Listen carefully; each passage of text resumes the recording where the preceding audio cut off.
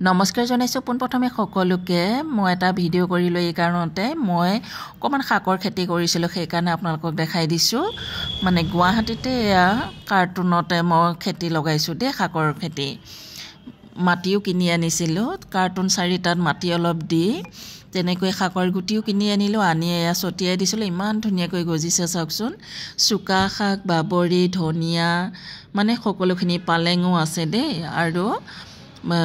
পদিনাটো মোৰ আগৰ পৰাই আছিল বাৰু